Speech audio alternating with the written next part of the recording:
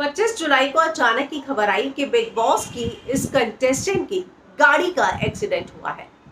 उस गाड़ी में 4 लोग सवार थे और एक्सीडेंट इतना ज्यादा भयंकर था कि एक की जान चली गई।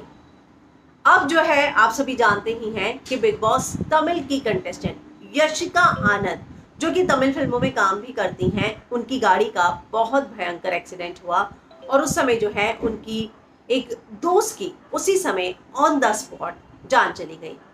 बाकी जो 3 लोग थे उनका हॉस्पिटल में इलाज हो रहा था और अब यशिका को कल आईसीयू से नॉर्मल वार्ड में शिफ्ट किया गया। लेकिन उनकी दोस्त जो है अब उनके बीच नहीं रही। कल जो है यशिका का जन्मदिन भी है और ऐसे में अब उन्होंने एक खूबसूरत पोस्ट जो है अपनी दोस्त को याद करते हुए शेयर किया है। उन्होंने ये कहा कि मैं कभी खुद को माफ़ी नहीं कर पाऊंगी, मैं एक्सप्रेस नहीं कर सकती कि मैं किस तरीके से या किन चीज़ों से अभी गुजर रही हूँ। मुझे हमेशा इस बात की गिल्टी रहेगी कि मैं जिंदा क्यों बच गई।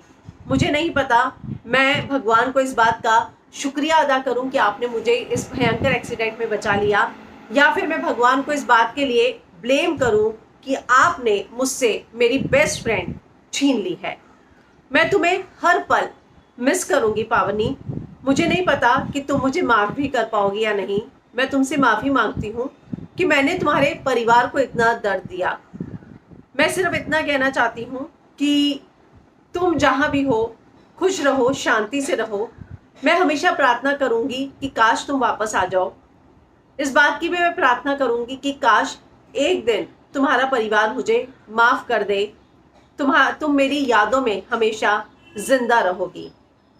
इसके अलावा जो है उन्होंने आगे लिखा कि प्लीज़ मैं आप सबसे इस बात की रिक्वेस्ट करती हूँ कि आप लोग जो है, मेरा कल जन्मदिन है लेकिन मैं अपने जन्मदिन को नहीं मना रही हूँ। प्लीज़ मेरी जो दोस्त मेरे बीच में नहीं रही उसकी आत्मा की शांति के लिए प्रार्थना करें। तो इस तरीके से यशिका ने अपनी दोस्त को याद किया है और वो सभी जो है एक साथ ट्रैवल कर रहे थे, रात को आ रहे थे। खबरें ये भी आई कि बहुत ज़्यादा जो है वो लोग शराब के नशे में थे और शायद इसीलिए जो है गाड़ी का एक्सीडेंट हुआ। हालांकि इसको लेकर पुलिस ने किसी बात को लेकर कोई कॉन्फर्मेशन नहीं दिया, लेकिन इनिशियली जो है ये रिपोर्ट सामने आ रही थी।